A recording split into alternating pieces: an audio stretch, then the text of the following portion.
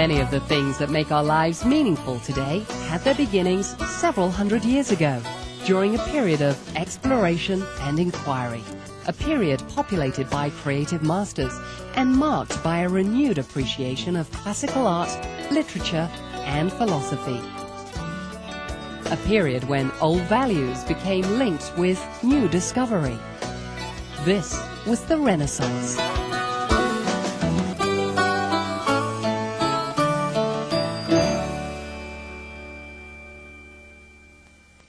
The Renaissance began in Italy in the early 14th century.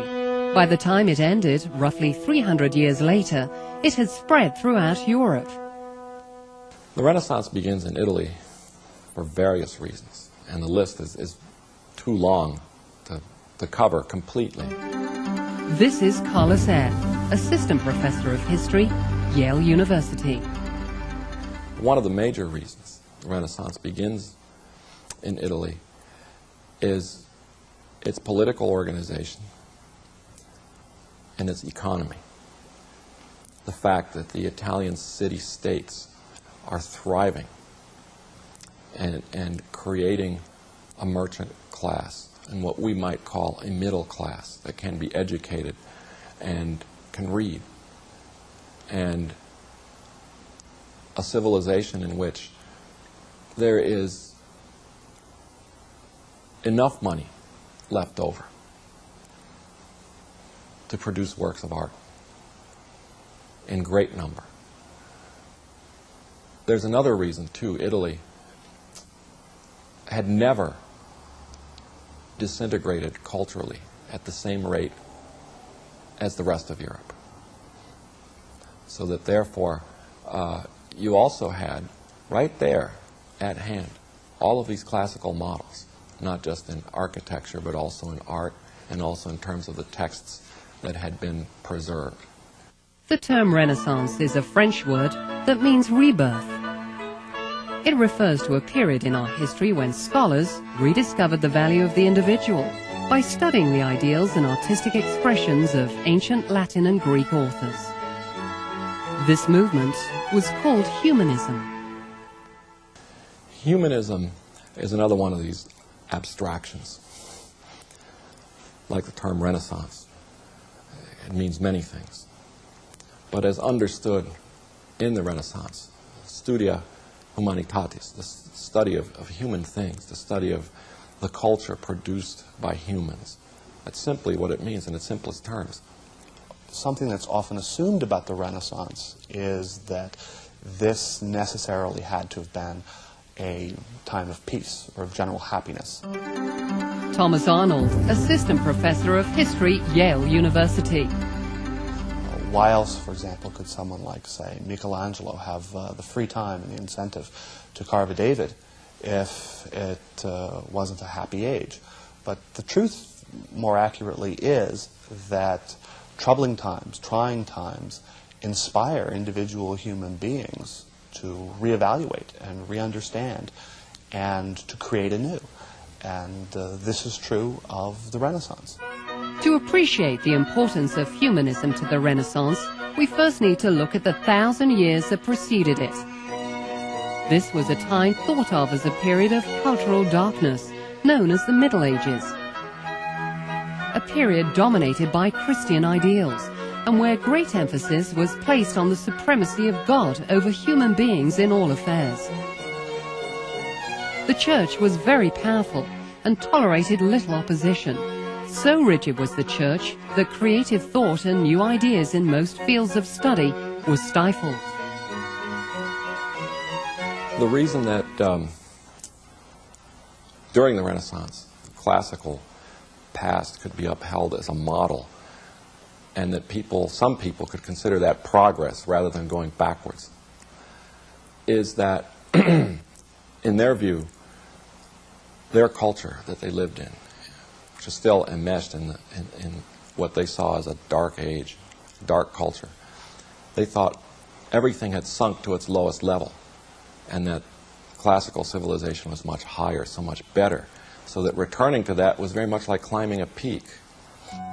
Like the Latin and Greek authors they studied, humanists sought the freedom to cultivate the mind and explore the world unfettered by church doctrines. They did not reject religion. In fact, many humanists were believers. What they objected to were the harsh rules imposed on them by the church. One of the pioneers of the humanist movement was the Italian poet and scholar Francesco Petrarca, commonly known as Petrarch. Petrarch is an important figure because I think he shows to us the extent to which the new learning, the Studia Humanitatis, the obsession with the ancient world, could touch a particular individual and could become such a compelling fashion for other intellectuals. He is a Tuscan, but he works in southern France, in Avignon, because he's associated with the papal court, which at that time is in Avignon. So Petrarch carries with him a book of letters, which are not actually mailed, but which have been composed in what he feels to be the most perfect ancient Latin style. Historians often reach for a particular figure to use as a benchmark or as an example of what a period is all about. With the Renaissance, I think a particularly excellent example is Lorenzo Valla. So Lorenzo Valla, this trained humanist, works for the King of Naples, who is at loggerheads with the Pope in Rome, disputing their authority. The Pope in Rome based part of his authority on a document known as the Donation of Constantine, which was supposed to have granted to the Pope by the Emperor Constantine in the 4th century AD all sorts of powers. Medieval popes ruled over most of central Italy and based their secular authority over this whole region of Italy on the Donation of Constantine. Well, Valla studied this text and proved convincingly by studying the syntax and the grammar that this could not be from the 4th century. That in fact you don't find anyone in the 4th century writing Latin like this. And proved that the Donation of Constantine was a forgery from several centuries later. Lorenzo Valla never backed away from controversy. In the mid-1400s, he again took on the church when he applied his humanist study of linguistics to the sacred text of Dionysius the Areopagite, a man said to be converted by the Apostle Paul. The largest number of quotes in medieval theology, of course, come from the Bible itself. Second to that is St. Augustine. And in third place, Dionysius the Areopagite. He was a great authority. Well, Lorenzo Valla proved that Dionysius could not have lived in the 1st century. That all of these texts were written by someone who lived much, much later. By studying the texts and studying the syntax, the grammar, the style, the form of expression, he proved convincingly that Dionysius was from much later. And this came as a great shock to many people. Several factors contributed to the spread of humanism throughout northern Italy, and eventually the rest of Europe. One was the invention of the printing press. Education requires using resources that would otherwise have to be used for producing food and for mere survival. The more prosperous and complex an economy becomes, the higher the number of people who can be taught to read and become educated. So you have the happy coincidence that as this segment of the population is increasing, people who can afford an education and can learn to read, coincides with the invention of the printing press, which makes it possible to spread ideas much more quickly. And maybe it's not entirely a coincidence. Necessity is the mother of invention. Prior to the Renaissance, books were produced by hand, usually by monks or paid copyists. Each volume was painstakingly copied and bound. They were usually large and bulky and expensive. Generally speaking, people of the upper classes were the only ones who could afford them and the most likely to know how to read. All this changed around the year 1450 when German-born Johannes Gutenberg invented the printing press and movable metal type. Now books could be produced more easily. They were also smaller in size and inexpensive. For the first time in history, most people had access to books. In 1454, Gutenberg printed the 42-line Bible. It was the first book printed with his invention. Why does the printing press arise in Europe and not in China, where it was really invented? Movable type is invented in Germany around 1450 because Johannes Gutenberg realizes that there's a market for this, that there are people who will buy books and he can produce them by the hundreds, not realizing that very quickly after that they can be produced by the thousands, tens of thousands, hundreds of thousands.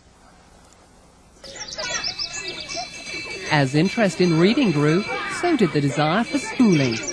This ignited a boom in school construction throughout Renaissance Europe. And this again shows why there is perhaps an association of increased literacy at the end of the Middle Ages, in the early Renaissance, in Italy, because here is where you see the most flourishing, in general, urban communities who have the merchants and the money changers, the bankers, who need to be able to keep books and keep books properly. They need clerks, and clerks need to be able to read and write. So in a city like Florence, by the early 14th century, there is a demand for people who can read, a demand for people who can write. And that demand is being served by schools and quite ordinary people. During the Italian Renaissance, many wealthy families rose to power over the cities and promoted humanism through the patronage of writers, artists, and scholars. Of these families, the wealthiest and most influential were the Medicis of Florence, who amassed their fortune in commerce and banking. Cosimo de' Medici came to power in 1434. He built the first public library and filled it with thousands of ancient manuscripts. Many of these works were originals unearthed by Greek and Egyptian agents employed by Cosimo. Then, in 1469, Cosimo's grandson, Lorenzo de' Medici, came to power. Lorenzo had a humanist disposition and was by far the most generous patron of all Renaissance princes. And Florence, of all Italian cities, is in many ways the undisputed leader in the Renaissance. And it's thanks to the Medicis, largely, that this is so, because the Medicis were great patrons of art and learning. And Lorenzo de' Medici, in particular, sponsored artists, sponsored scholars, and made the Renaissance possible on several levels. Lorenzo himself was a man of learning who felt equally at home in both political and philosophical arenas. Under his leadership, the Platonic Academy flourished. Its mission was to find philosophical agreement between humanistic thought and Christianity. The head of the Academy was the Italian philosopher and linguist Marsilio Ficino. The Middle Ages, especially the second half of the Middle Ages, thinking was dominated by Aristotle, varying degrees, depending on time and place. But Aristotle had reigned supreme for much of the second half of the Middle Ages. And now, in the 16th century, Marsilio Ficino opens his Platonic Academy in Florence, and the study of Plato is renewed. As the humanist movement gained momentum in Renaissance Italy, it wasn't long before it spread north beyond the Alps to all parts of Europe. To understand why the Renaissance moves out of Italy to be so influential elsewhere in Europe, we have to understand the place of Italy in reference to the rest of Europe at this time. Italy is one of the most developed, most prosperous, most urban parts of Europe. If you compare, say, the Kingdom of England and the territory of Italy in 15th, 16th century. There is only one city of note in England at this time, London.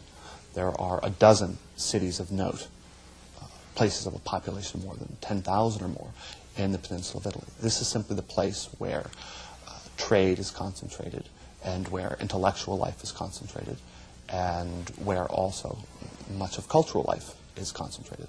So it's not surprising that the fashion in Italy, in intellectual affairs, this embracing of the humanistic curriculum, this emphasis on the ancient Romans and the ancient Greeks as the model for everything, it's not surprising that once this becomes popular in Italy, this spreads elsewhere in Europe, because Europeans are in the habit of looking to Italy for leadership in fashion, whether that is in dress or whether that is in cultural affairs.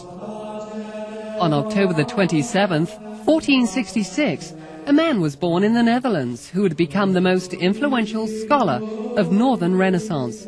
His name was Desiderius Erasmus of Rotterdam. Erasmus began his adult life as an Augustinian monk, but neither satisfied nor inspired by his work, he left the monastery to travel Europe in order to study and teach.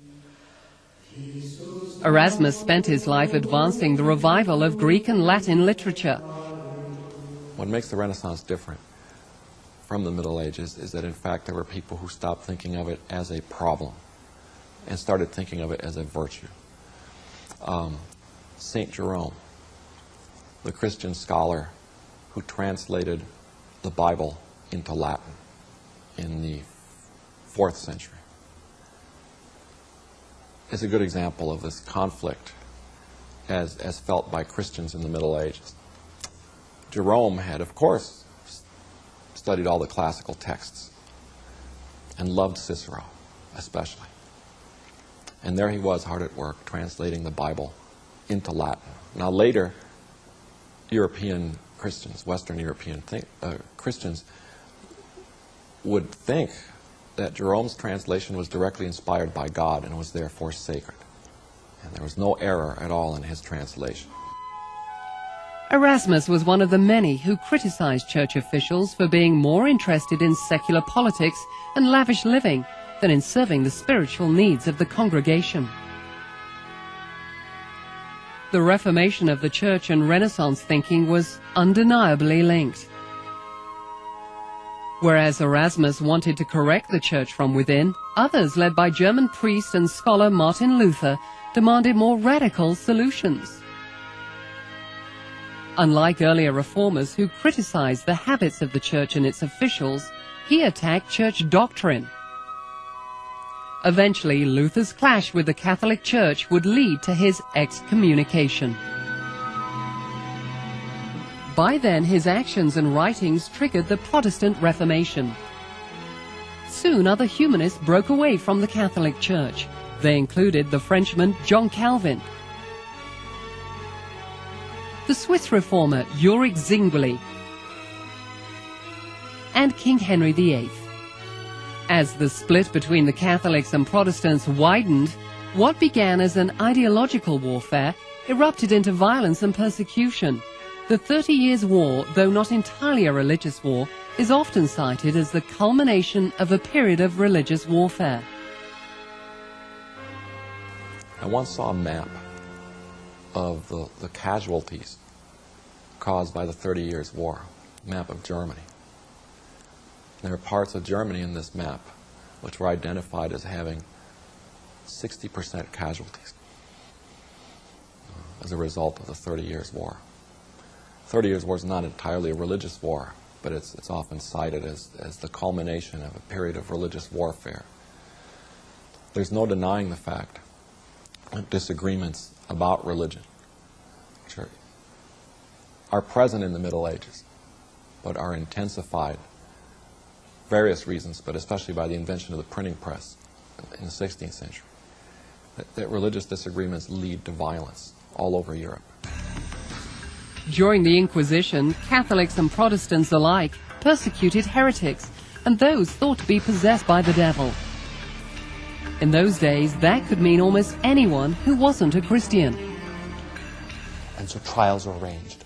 And the unfortunate truth is that all trials in this period, the Renaissance, Middle Ages, are, by our current standards, brutal affairs. It was broadly assumed that people spoke more truthfully when they were under the torture. So in all sorts of procedures, not just against heresy, not just against witches, the accused are put to the torture. And this was believed to get a more truthful response out of them. So the brutality that we perhaps associate with the witch trials was also part of normal judicial procedure. Violence of all sorts is linked to religion in the 16th and especially in the 17th century. And it doesn't take a genius to figure out that, in fact, by the time you get to Voltaire in the 18th century, one of the reasons that he and those around him despise the Christian religion is that, as they see it, it has caused nothing but trouble, nothing but intolerance and bigotry and violence. The French historian John Delumeau argued that throughout the medieval period, Europeans were only thinly Christianized. That if you scratched the surface of their Christian beliefs and practices, what you found underneath was a vast ocean of pagan, pre-Christian beliefs. There is a fascinating anecdote of a 16th century Jesuit who remarks, why go to India to look for pagans when you can find them right here in Italy? That you can travel to the other side of the world and find people who need conversion to the true message of Christ. But you can also go to plenty of districts in southern Italy and find people who are essentially equally ignorant of the message of the Gospels. As the Reformation signaled the end of the Christian-dominated view of the world, it ushered in a new age of discovery. New and dynamic thinkers brought great advances to all areas of life. Take commerce, for instance, where many fortunes were made in trading, manufacturing, and banking. Venice is a prime example. By the 15th century, between her huge trading empire and a fleet of ships, Venice became the richest city in Europe. To protect their trading interests, cities like Venice united to form regional trading alliances. The German Hanseatic League was one such alliance. The Hanseatic League protected the trading interests of northern German towns in the Baltic Sea. It was also responsible for protecting its trade ships from pirates, promoting safe navigation by building lighthouses, and establishing commercial bases overseas. Another contribution of the Renaissance to modern industry was job specialization. In Venice, it was the manufacturing of glassware and shipbuilding. Another of today's businesses that owes its existence to the Renaissance is the banking industry. As the trade between foreign countries mushroomed, so did the exchange of foreign currencies. Banks kept track of the relative rates of exchange and turned a profit through buying and selling these currencies. The most important bankers during the early part of the Renaissance were Italian financiers, commonly known as the Lombard bankers, centered in Florence. The Italian gold coin, the florin, was accepted throughout Europe and the Near East. The 15th century saw wealthy merchants establishing banking institutions in other countries as well. In Germany, the Fuggers of Augsburg were one of the more successful. Later, under the supervision of Jacob Fugger, his family moved from selling trade goods into banking and built a vast financial empire that stretched across the seas and included interests in mining, trading, and manufacturing.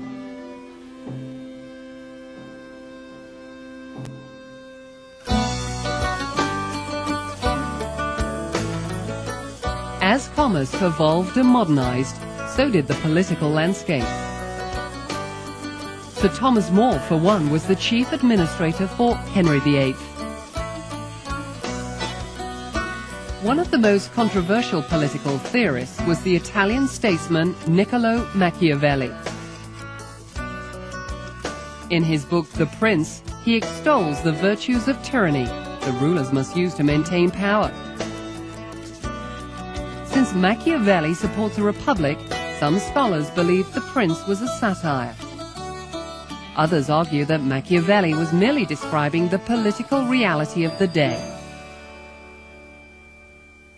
Machiavelli is a fascinating figure in part because his literature was essentially accidental. He was an official of the Florentine Republic. He was an important diplomat. He made important diplomatic missions for the Republic of Florence, representing them in Rome and in France as well as elsewhere. He was therefore a man with real knowledge and real access to the real politics of the Renaissance in the very late 15th century and early 16th century.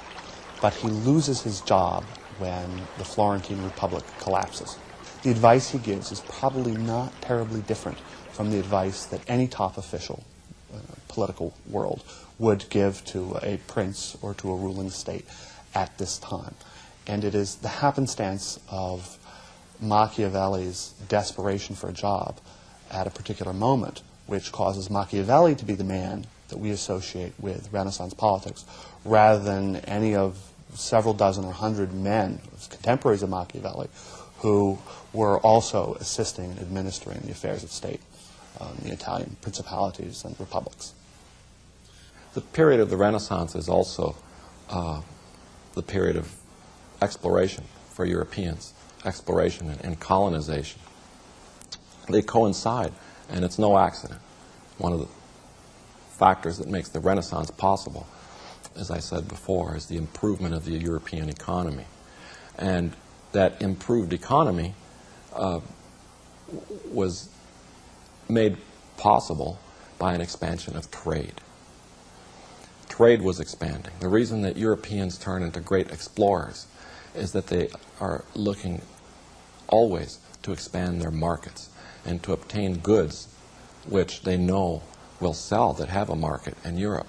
So they're seeking to get to Asia because there are so many goods in Asia that will sell in European markets, especially spices and textiles, especially silk. At the onset of the Renaissance, people thought the world was flat. This changed in the 14th century when the writings of the ancient geographer Ptolemy were recovered. In them, he proposed that the earth was round and that a ship could reach India not by sailing east, but by sailing westward.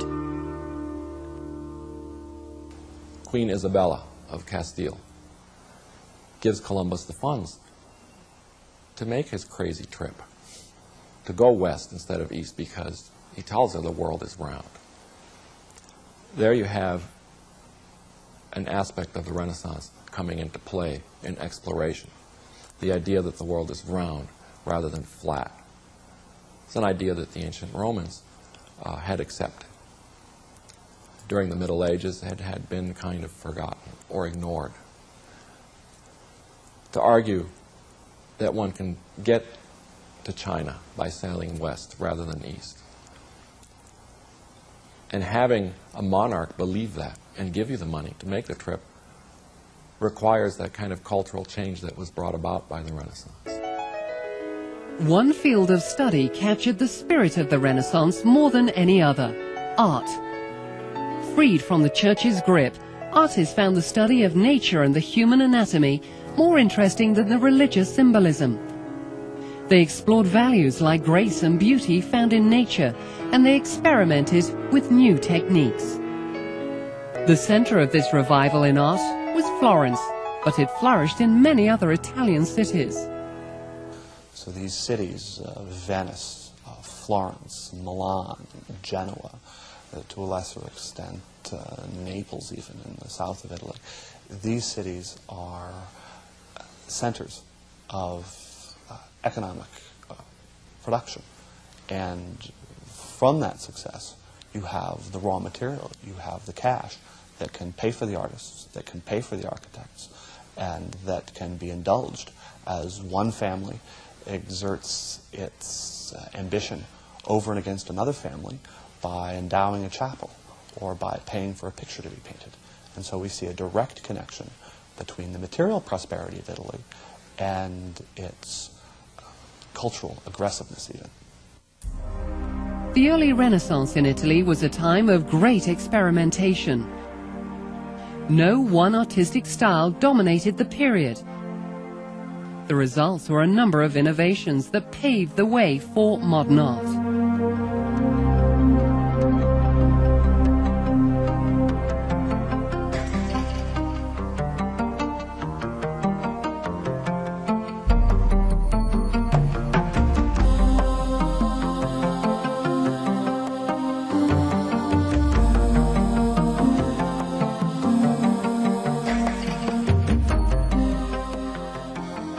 One of the greatest naturalist sculptors of the Renaissance was Donato da Beto di Bardi, better known as Donatello. Donatello worked in both marble and bronze. His bronze rendering of David was the first freestanding nude statue of the Renaissance. Another great innovation in Renaissance art came from north of the Alps, where Dutch painter Jan Hubert van Eyck perfected the technique of oil painting. The artistic experiments of the 13th and 14th centuries paved the way for a style of painting called High Renaissance. It was a style characterized by the use of mathematics to achieve harmony and balance, and it dominated the artistic landscape at the end of the 15th century and into the 16th. Two of the greatest High Renaissance artists were Leonardo da Vinci and Michelangelo. The great artists, Leonardo da Vinci, probably the most famous, who lived the 15th and 16th century. The true Renaissance man who tried to do just about everything and did everything very well.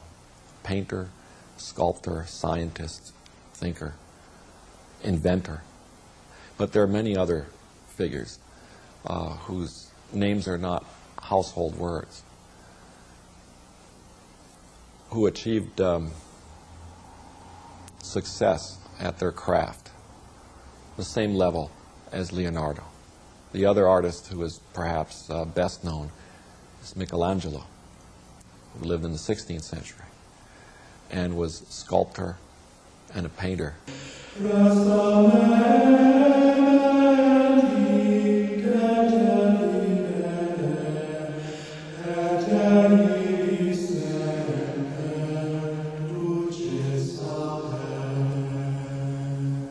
Who dazzled everyone around him.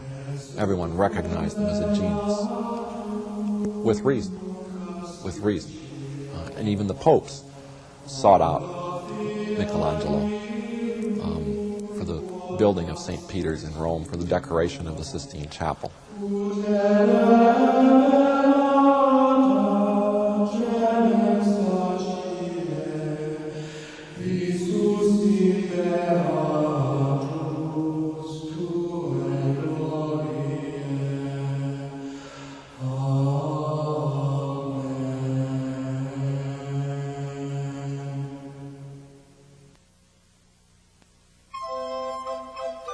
During the Renaissance, experimentation was also going on in music. Innovative, complex, polyphonic compositions, replacing single melodic works that characterize music of the Middle Ages. In order to play this modern music, new, sophisticated instruments like the violin and harpsichord were invented. Several composers gained fame during the Renaissance. Among them the Frenchman Guillaume de Fay, who was noted for his church music and chansons, who were popular songs that dealt with themes like love and sadness. Rome was home to the famous Italian composer Giovanni Perluigi de Palestrina. His musical output, which included both church and secular works, numbered over 500 pieces. Another important Renaissance composer was Vincenzo Galilei, father of the astronomer Galileo. He was known mostly for his books on music theory. Vincenzo often wrote music in what was then considered an ancient Greek style. Parallel to the development of the fine arts were advancements made in the literary world. Renaissance writers experimented with new forms of poetry and prose. they also discovered that their words had the power to change the way people thought. This was aided by the increasing popularity of works written in an author's native language, or vernacular. The relationship between Latin and the vernacular language is one of the more interesting facets of the Renaissance. It's surprising perhaps to learn, but many intellectuals through the early Renaissance supposed that there had always been two languages at work in European culture. That there had always been a Latin, which was the language of the aristocrats and of the intellectuals, and there had always been an Italian or some other similar language that was spoken by the peasants and the little folk. And it is only in the time of the Renaissance, really from the late 15th century on, that there is an understanding that modern-day languages, such as Italian, are in fact evolutionary growth of a Latin language. The first great vernacular writer came at the dawn of the Renaissance in Florence. Dante Alighieri was an Italian poet and prose writer, a moral philosopher and political thinker. His masterpiece was his epic poem La Divina Commedia, the Divine Comedy. By writing in Italian rather than Latin, Dante laid the course for all future literary advancements. Another Florentine author who gave rise to the field of literature was Francesco Petrarch. Besides his numerous works written in Latin, Petrarch was also known for his Italian sonnets. One of Petrarch's protégés was the great Italian writer Giovanni Boccaccio. Like Dante and Petrarch, Boccaccio was a humanist who spirited the revival of classical texts. Though he wrote many Latin works, he is best known for his collection of witty stories written in Italian, called the Decameron. Boccaccio raised the standards by which vernacular works were judged, and for all this he was named Father of Italian Prose. The first great English writer to write in the vernacular was the outstanding poet Geoffrey Chaucer. Though he held government posts under 3 kings, Chaucer's best contributions came with his talents for writing poetry. Many of his writings speak of love on a human as well as spiritual level. He's best known for the Canterbury Tales, which for many is one of the finest epic poems written in English. The French vernacular movement was led by the humanist and priest François Rabelais. He's remembered for his comic masterpiece, Gargantua and Pantagruel, a series of 4 books written in Renaissance French. In them, Rabelais mocked all aspects of French and European society with a humorous flair that ranged from burlesque to satire. One of the most famous Spanish vernacular Renaissance writers was Miguel de Cervantes. Born in poverty with little formal education, Cervantes didn't begin writing until his late 50s. His first works captured little attention, but that changed when he wrote a novel about the humorous adventures of an old, idealistic Spanish aristocrat who thought he was a medieval knight. It was called Don Quixote. First published in 1615, this classic continues to be read worldwide today. The Broadway play Man of La Mancha is based on his book. 16th century England bore many literary greats. Freed from the strictures of the church, their writings gained more power, more life, and more respect. Nowhere was this more apparent than in the English theatre, where playwrights like William Shakespeare entertained Elizabethan audiences. William Shakespeare was born in Stratford-upon-Avon in 1564. He moved to London, where he joined a theatre company that performed his plays at the famous Globe Theatre. 4 centuries later, his poems, sonnets and plays are celebrated worldwide. It's interesting to note how much of his work, especially his plays, were influenced by Italy. So Shakespeare looks to Italy for the scenery of some of his more important plays, some of his more successful plays, such as The Merchant of Venice, such as Othello, such as Romeo and Juliet. To that extent, it's stage setting, it's scenery, but it's also referencing the fact that Shakespeare himself is looking to Italy to the culture of Italy for not just the scenery, not just the background, but also the meat of the matter. When Shakespeare's villains operate the way they do, we see in that a certain reference perhaps to Machiavelli, who of course would be known in Italy by the end, known in England by the end of the 16th century, and would be in fact sometimes impugned as a dangerous influence on politics, but nonetheless would be a well-known figure. So it's not surprising that Shakespeare, when he wants to paint a villain a particular way, he makes that villain an Italian, or places him in an Italian context, because contemporary Englishmen knew that Italy was a place where particular political skullduggery took place. One of the greatest poets of the Renaissance was the Elizabethan statesman and soldier Sir Philip Sidney. He was a Renaissance theorist who defended his critical ideas in his book, The Defense of Poetry. Among his sonnets, Sir Sidney's Astrophel and Stella is considered by many one of the finest. Among Renaissance essayists, one of the most noted was the Lord Chancellor of England, Sir Francis Bacon.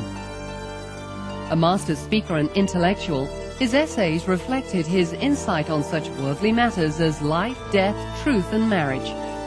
He also advocated the study of emerging sciences. The same creative spirit that changed Renaissance art and literature also sparked revolution in scientific investigation. Unlike the Middle Ages, where beliefs were founded on astrology and magic, Renaissance scientists supported their discoveries through observation and experimentation. Sir Francis Bacon argued this innovative scientific method in his book, Advancement of Learning. Renaissance scientists literally changed the way the human race viewed the universe. It wasn't until Polish astronomer Nicolaus Copernicus came along that Western civilization accepted the fact that the sun was the center of the cosmos and not the Earth. Copernicus also observed that the Earth spun around on its own axis every 24 hours. He compiled his theories in his book, 6 books concerning the revolutions of the heavenly orbs, published the year of his death. Tycho Brahe added to Copernicus's work by measuring the positions of the stars and planets more accurately than anyone before him. And in Germany, Johannes Kepler concluded that the planets did not revolve around the sun in circles, but in ellipses. Kepler gave us the first working model of our solar system. The Italian philosopher, astronomer, and mathematician Galileo Galilei was among the first scientists to study the heavens using a telescope. With this new invention, he attacked problems of motion and astronomy. He also showed that there were mountains on the moon and satellites orbiting Jupiter. Galileo's observations confirmed Copernicus's theories about the sun being the center of the universe, and for this he was branded a heretic by the church. He was brought before an inquisition and forced to reject all his discoveries or else be put to death. He spent his last years under house arrest.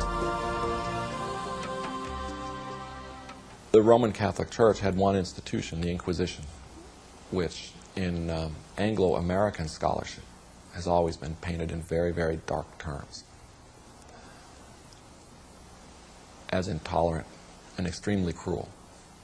What recent scholarship has uncovered is that the Inquisition, run in places like Spain, Rome, other places in Italy, was no more intolerant or cruel than similar institutions set up by Protestant churches, places like Geneva, for instance.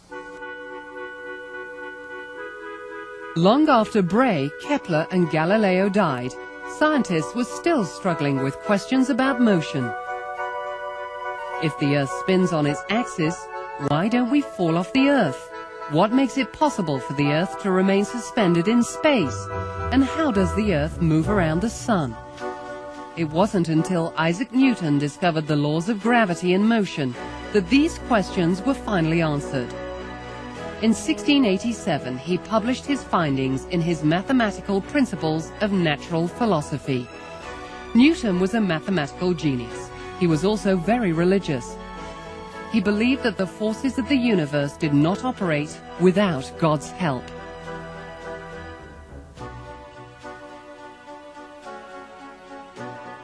The Renaissance also saw advancements in medicine. People slowly began to turn from superstition and magic for cures and look for alternative treatments. The plague comes to Europe, but it does not immediately leave. It stays in Europe and becomes an endemic through, in Italy at least, the early 17th century. So if the plague disrupts a district, it will return again and disrupt that same district a decade later or a half generation later. So to live and work in Renaissance world was to know that there was always the possibility of calamity. Around 1590, the microscope was invented. This invention helped establish for the first time the connections between germs, hygiene, and diseases. Philippus von Hohenheim, known as Paracelsus, was a German-Swiss physician whose work proved the link between chemistry and medicine. One of his findings came in 1530, when he discovered that mercury compounds are an effective antidote for syphilis. Probably the biggest contribution to Renaissance medicine was the work done by Andreas Vesalius on the study of the human anatomy. He was the first to dissect cadavers as opposed to animals, which was the accepted practice of the time. His major work, the 7 books on the structure of the human body, was published in 1543. Other inventions and developments of the Renaissance that we take for granted today are the mechanical clock, the compass, the microscope, even the calculator, which was preceded by the abacus.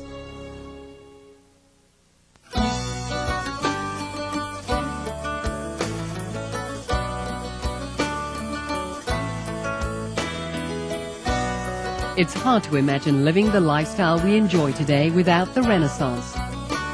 It was a period that stirred the imagination of geniuses and the ambitions of modern man by looking back to ancient times for ways of making the future better. The next time you log onto the internet or simply check the time or read a book, remember that it all started in an age we call the Renaissance.